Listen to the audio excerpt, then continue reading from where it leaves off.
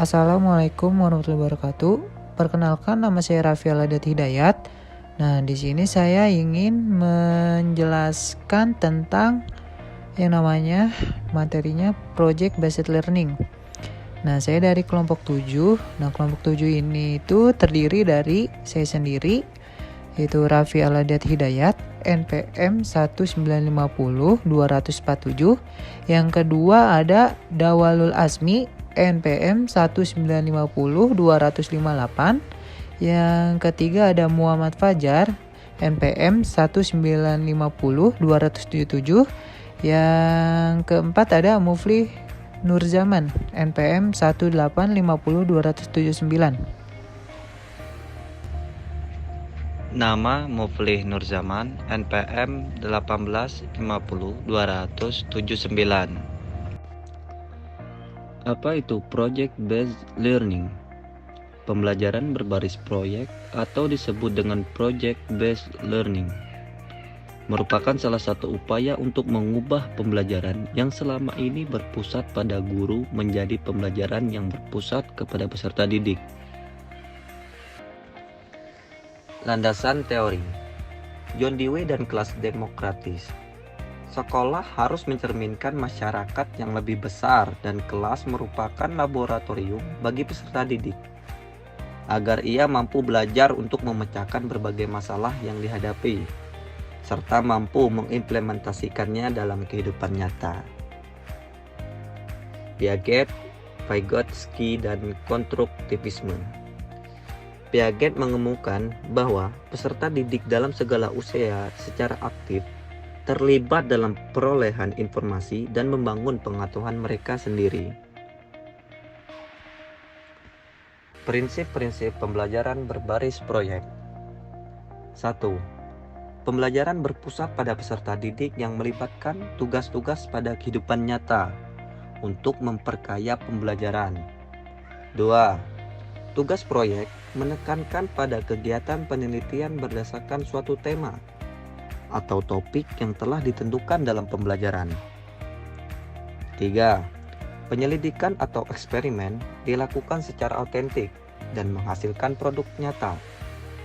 4. Kurikulum. Pembelajaran berbasis proyek tidak seperti pada kurikulum tradisional karena memerlukan suatu strategi sasaran di mana proyek sebagai pusat. Dan kelima, responsibility. Pembelajaran berbasis proyek menekankan responsibility dan answerability pada peserta didik ke diri dan panutannya. Assalamualaikum warahmatullahi wabarakatuh. Perkenalkan, nama saya Raffi Aladat Hidayat, NPM 1950247. Nah, di sini saya ingin menjelaskan tentang prinsip-prinsip pembelajaran berbasis proyek. Nah, yang keenam itu ada realisme. Nah, realisme ini yaitu kegiatan peserta didik yang difokuskan pada pekerjaan yang serupa dengan situasi yang sebenarnya. Yang ketujuh ada active learning. Nah, active learning ini yaitu menumbuhkan isu yang berujung pada pertanyaan dan keinginan peserta didik untuk menentukan jawaban yang relevan. Yang kedelapan ada umpan balik. Nah, umpan balik ini seperti diskusi, presentasi, dan evaluasi terhadap para peserta didik yang menghasilkan umpan balik yang berharga. Yang kesembilan ada keterampilan umum. Pada PBB, EPBP dikembangkan tidak hanya pada keterampilan pokok saja dan sama pengetahuannya saja. Nah, yang ke-10 ada driving question. Nah, driving question ini adalah yaitu pertanyaan yang Anda ajukan kepada siswa untuk membuat mereka menyelidiki masalah atau proses siswa yang akan belajar atau mempraktikkan standar kunci sambil mengoperasi pertanyaan seperti mengemudi, tetapi standar tidak perlu dinyatakan di dalamnya. Itu adalah bagian terpisah dari pembelajaran. Yang ke-11 ada Constructive investigation. Nah, constructive investigation itu yaitu merupakan proses yang mengarah pada pencapaian tujuan yang mengandung kegiatan inquiry, pembangunan konsep dan resolusi. Selanjutnya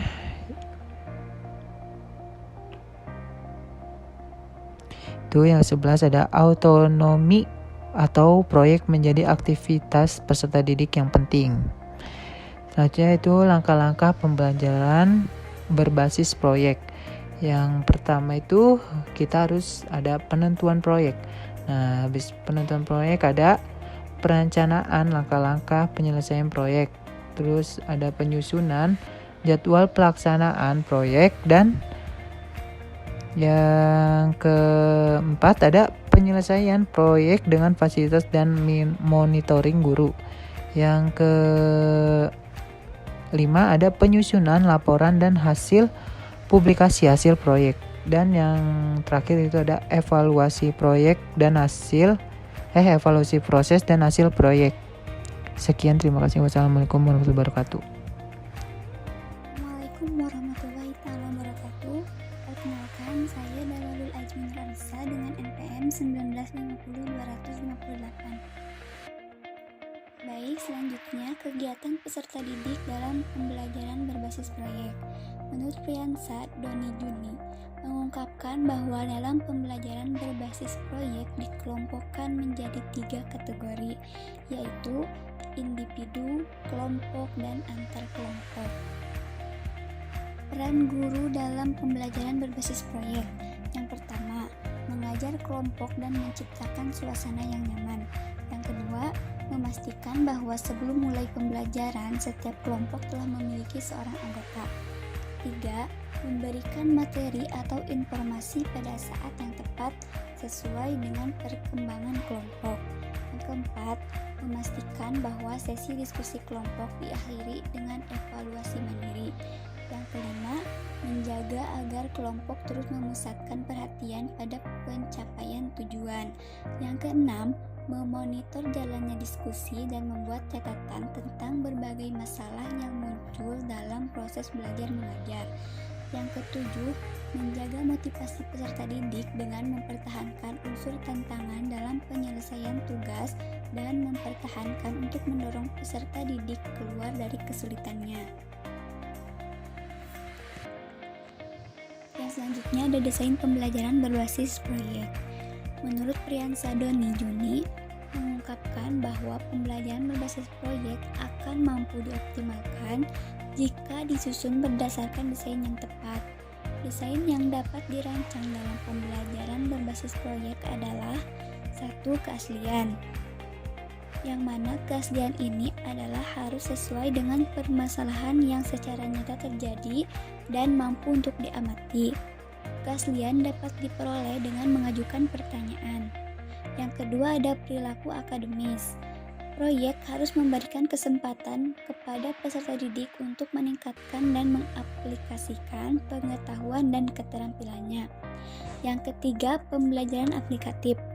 Yang dimaksudkan di sini adalah proyek itu dikembangkan tidak hanya pada keterampilan pokok dan pengetahuan, tetapi juga mempunyai pengaruh besar pada peningkatan keterampilan menyelesaikan masalah.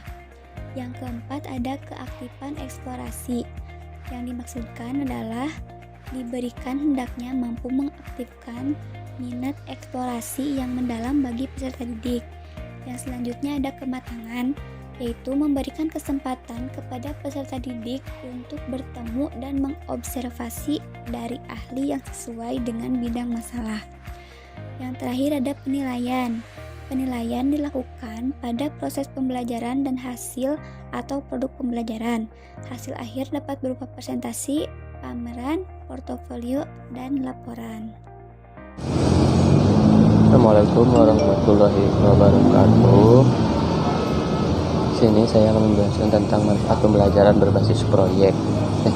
Manfaat pembelajaran berbasis proyek ini itu terdiri dari 6 manfaat. Yang pertama, merangsang keaktifan peserta, artinya keaktifan peserta didik ini terrealisasikan untuk mahasiswa untuk aktif gitu. Yang kedua, mendorong pembelajaran interaktif. Nah, artinya pembelajaran interaktif sini adanya diskusi antar siswa dengan siswa dengan kelompok, baik itu individu maupun kelompok maksudnya.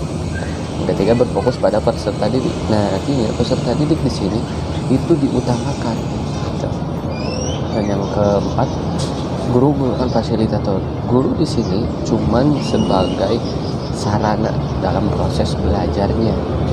Tidak ikut campur, hanya mungkin ada sedikit tambahan-tambahan nanti di akhir evaluasi dan penilaian. Yang kelima, mendorong peserta didik agar lebih kritis. Artinya masalah nih, siswa dikasih masalah. Nah, setelah itu peserta didik diwajibkan atau dituntut untuk berpikir kritis atas apa yang menjadi sebuah permasalahan dalam pembelajaran. Terus pengetahuan lebih mendalam, jelas, karena di sini siswa mencari, menganalisis dan mengevaluasi kelebihan dan kelemahan. Pertama, kelebihan mempersiapkan peserta didik menghadapi kehidupan nyata yang terus berkembang, menghubungkan pembelajaran di sekolah dengan dunia nyata yang membentuk sikap kerja peserta didik. Artinya peserta didik sini lebih dipersiapkan untuk dunia yang nyata. Banyaknya praktek-praktek atau kegiatan-kegiatan, tidak hanya teori. Nah, kelemahannya waktu dan biaya yang lebih banyak dibutuhkan. Artinya proses belajarnya dengan project based learning ini membutuhkan waktu yang cukup banyak. Nah, untuk mencapai proses pembelajaran yang maksimal dalam mengimplementasikan PBL ini diperlukan desain khusus untuk kelas atau sekolah yang menggunakan. Artinya sarana dan fasilitas juga harus memadai gitu untuk menjalani proses belajar yang menggunakan model pembelajaran PBL ini. Dan yang ketiga, tahap pembelajaran model pembelajaran ini mengikutsertakan presentasi performa sehingga membutuhkan desain sekolah dan kelas yang lebih efektif dan dinamis. Terima kasih. Assalamualaikum warahmatullahi wabarakatuh.